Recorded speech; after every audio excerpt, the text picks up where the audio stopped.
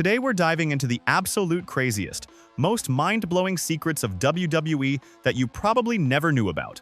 We're talking about wrestlers eating live worms, bizarre toilet rituals, and characters so weird you won't believe they're real.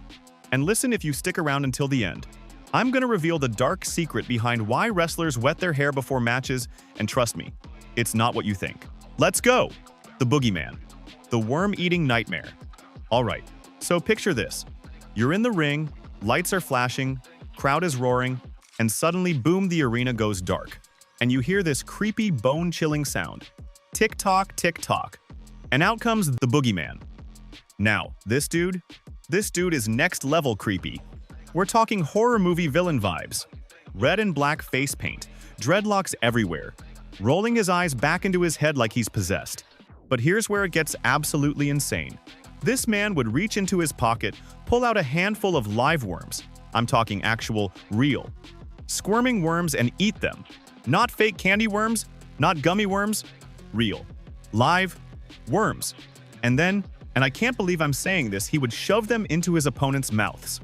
Like imagine you're Booker T, you're having a nice day, preparing for your match, and suddenly you've got worms being force-fed to you on national television. What? How is that even legal? The Boogeyman was designed to be the stuff of nightmares, and let me tell you, WWE nailed it. And the craziest part? The guy playing the Boogeyman, Marty Wright, was 40 years old when he debuted. The Undertaker, the immortal Deadman. Okay, outfit like he just walked out of a funeral home, and he doesn't talk, he just stares with these dead, emotionless eyes. But here's what's insane. This character never broke kayfabe. You know what kayfabe is? It's the wrestling term for staying in character. The Undertaker would show up to appearances as The Undertaker. He'd do interviews in character. For years, people genuinely wondered if this dude was actually supernatural. And the entrance? Oh my god, the entrance!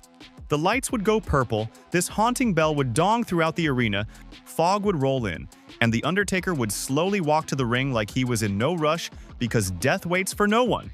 And the crowd would be silent, not booing, not cheering, just terrified. He had this move called Old School, where he'd walk across the top rope like it was a tightrope. A 300-pound man, walking on a rope, like he was defying gravity. Because apparently being a zombie mortician wasn't enough, he needed to have supernatural balance too. And get this. The Undertaker had this legendary WrestleMania streak where he went 21-0, 21 wins in a row. For over 2 decades, nobody could beat The Undertaker at WrestleMania. It was like he was actually immortal. When Brock Lesnar finally ended the streak in 2014, the crowd went completely silent. People were in shock. Grown men were crying. The Undertaker retired in 2020 after a 30-year career. 30 years as a zombie. That's commitment. Duke the Dumpster Droz, the Garbage Man wrestler. Alright, so we've covered horror movie characters. But what about a garbage man? Yes, you heard that right. In the mid-90 seconds, WWE decided, you know what we need? A wrestler whose entire gimmick is that he collects trash. And thus, Duke the Dumpster Droz was born. This man would come to the ring pushing an actual garbage can. He wore overalls. His finisher was literally called the Trash Compactor. And here's the thing. WWE was serious about this. They gave him actual storylines. He had feuds. He competed for championships. Can you imagine pitching this in a meeting? Okay guys, hear me out. What if we take a wrestler and make him a sanitation worker? And everyone was like, brilliant, green light. But here's what's even crazier. Duke the Dumpster would throw trash at his opponents. Not like fake trash. He'd bring actual garbage from dumpsters. And sometimes he'd throw opponents into the garbage can. The 90s were a different time, man. WWE was just throwing ideas at the wall like, let's see what sticks. And apparently, a garbage man wrestler stuck. At least for a little while. The character didn't last long. Turns out people didn't really want to cheer for a guy who smelled like trash, but it's still one of the most bizarre gimmicks in WWE history. The oddities. The circus of horrors. Oh, a wrestling ring cuddling a Cartman toy. And they'd come out with this carnival music, and the crowd would actually cheer for them because they were the lovable misfits. But wait, it gets weirder. The oddities were managed by the Jackiel, a cult leader character, and then later by George, the Animal Steel, who would eat turnbuckles. Literal the ring. Can you imagine?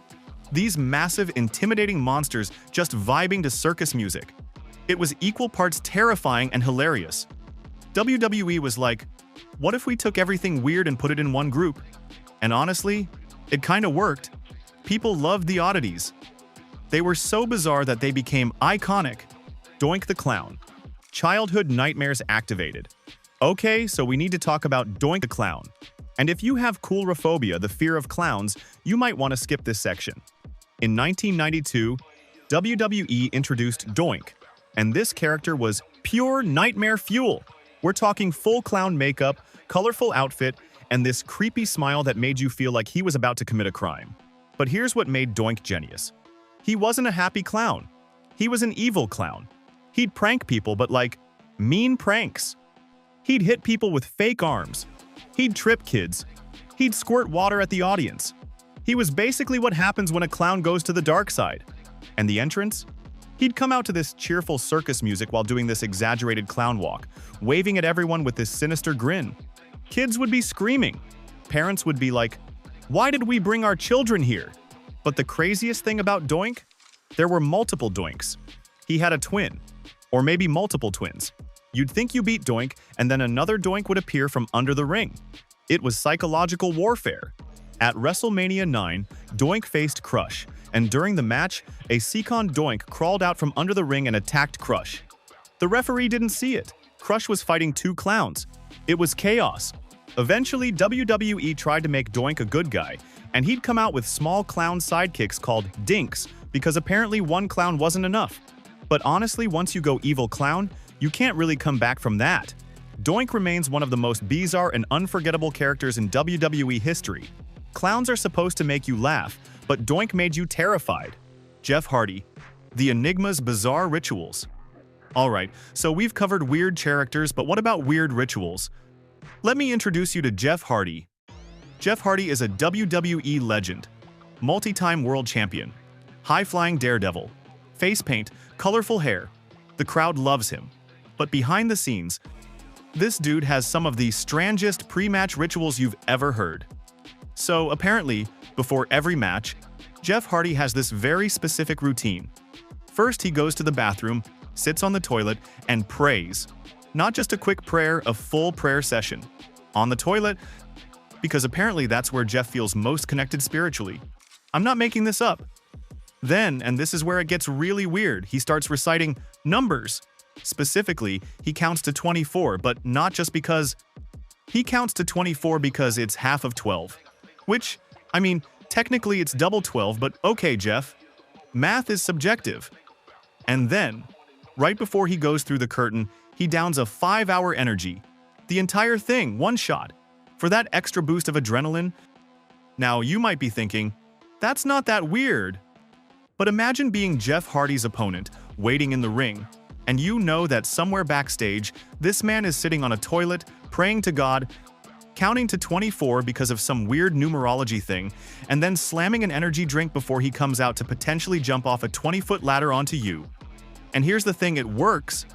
Jeff Hardy has won everything. WWE Championship, World Heavyweight Championship, Intercontinental Championship. The man's ritual might be bizarre, but you can't argue with results. Jeff has said in interviews that these rituals help him get into the zone, into character. He's called the charismatic enigma for a reason. Everything about him is mysterious and unpredictable. And honestly, if sitting on a toilet and counting numbers is what it takes to become a WWE legend, maybe we're all doing life wrong. The hair secret, why wrestlers wet their hair. Okay. This is the moment you've been waiting for. The secret about why wrestlers wet their hair.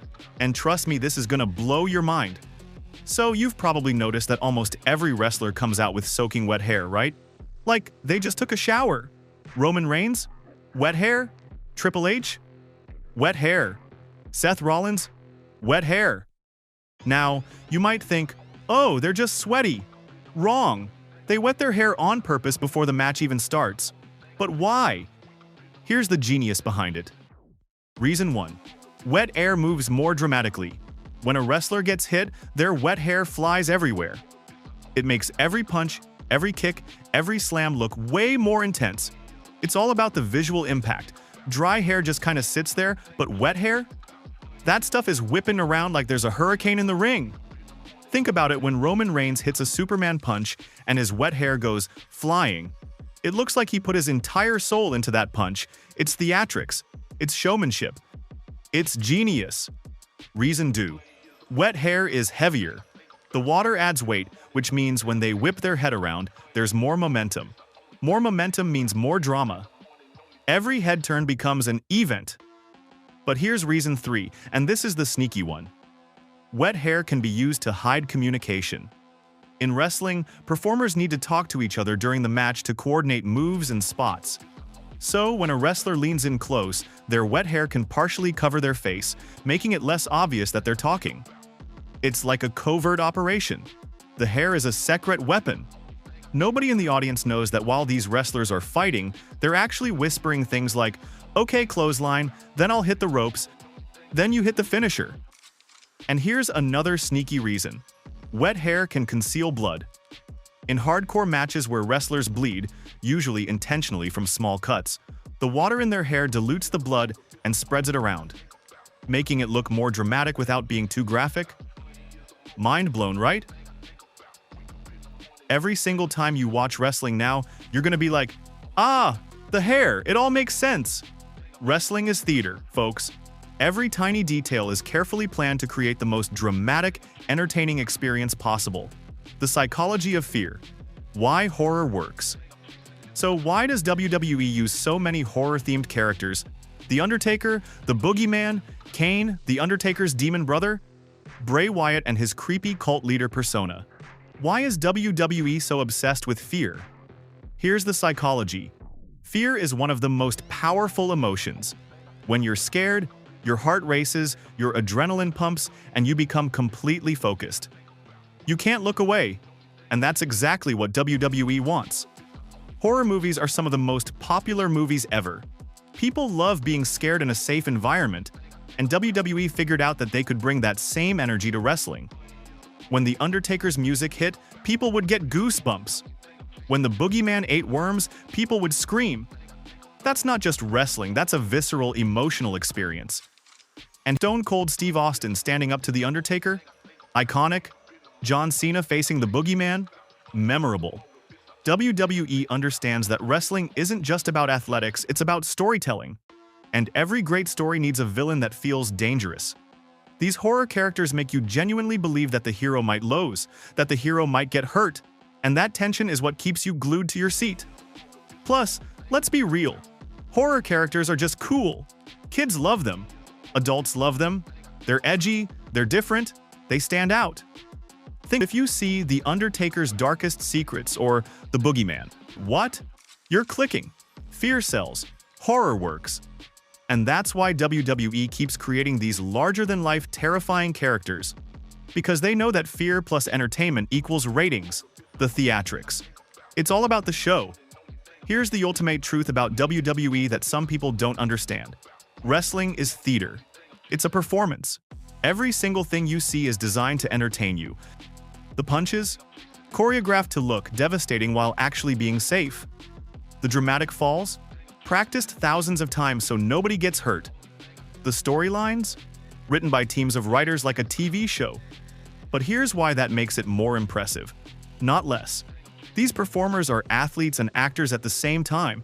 They're doing real acrobatics, taking real bumps, performing in front of thousands of people live with no second takes. When a wrestler wets their hair, they're thinking about how to make the show better for you. When The Undertaker stays in character for 30 years, he's committed to giving you the best experience possible. When Jeff Hardy does his weird toilet ritual, he's getting himself mentally prepared to risk his body for your entertainment. Let's take the Boogeyman eating worms. That's real. He's actually eating worms. That's not CGI, that's not movie magic. That's a man so dedicated to his character that he'll eat live worms to get a reaction from the crowd. Or Duke the Dumpster Droese. Sure, the character was silly, but the wrestler playing him was out there giving it 100%. He was committed to making you believe in a garbage man wrestler. The oddities? Those were real people who faced real discrimination for being different, and WWE gave them a platform to be celebrated, to show kids that being different is cool. This is why wrestling fans are so passionate, because we understand that we're watching something unique. It's not just a sport, It's not just a TV show. It's a hybrid of athletics, acting, storytelling, and pure spectacle. And the details matter. The wet hair, the entrance music, the pyrotechnics, the dramatic promos. Every element is crafted to create an unforgettable experience. The legacy of weird. Why it matters. So why does all this weird stuff matter? Why should you care about wrestlers eating worms or wetting their hair? Because these weird, bizarre, over-the-top characters and rituals are what make WWE special. They're what make it memorable. Think about your favorite WWE moments. They're probably the weird ones, the unexpected ones. The times when WWE did something so crazy that you couldn't believe what you just saw. When the boogeyman kissed The Undertaker disappeared in a puff of smoke during matches, kids genuinely believed he had powers. When Jeff Hardy jumped off a 20-foot ladder at WrestleMania, people thought he was insane. And they were right. These moments become legendary. They become the stories you tell your friends. Dude, you won't believe what happened in WWE. And here's the beautiful thing. WWE is still creating weird characters. Bray Wyatt's The Fiend was basically a horror movie character who wrestled. He wore a demonic mask and would appear in nightmarish sequences. LA Knight talks in third person. The Miz acts like a Hollywood A-lister. R-Truth is a 40-something man who thinks he's in every match even when he's not. WWE embraces the weird because the weird is what makes it fun. It's what makes it different from every other sport or entertainment. In regular sports, you just have athletes. But in WWE, you have characters, you have storylines. You have garbage men fighting zombies, fighting clowns, fighting enigmatic daredevils. Where else are you gonna get that? And let's talk about the impact. These weird characters inspired a generation. Kids grew up wanting to be The Undertaker for Halloween. They learned that being different, being an oddity, was actually cool. They learned that you could be theatrical and dramatic and embrace your weird side. The Boogeyman taught us that committing 100% to your character, no matter how bizarre, can make you iconic. Jeff Hardy taught us that having personal rituals, even weird ones, can help you perform at your best. The wet hair technique taught us that details matter, that small choices can have big impacts. Alright guys, we've covered worm eating, zombie morticians, garbage men, circus freaks, toilet prayers, and the secret of wet hair. WWE is weird. WWE is bizarre. WWE is over the top. And that's exactly why we love it. But here's my question for you. What's the weirdest WWE character or moment you've ever seen? Drop it in the comments right now. I want to hear your stories. And listen, if you made it this far, you're a legend. So do me a favor, smash that like button, destroy that subscribe button, and hit that notification bell so you never miss another video where we dive deep into the craziest secrets of sports entertainment. Drop a comment with your favorite weird wrestler. Share this video with your wrestling fan friends.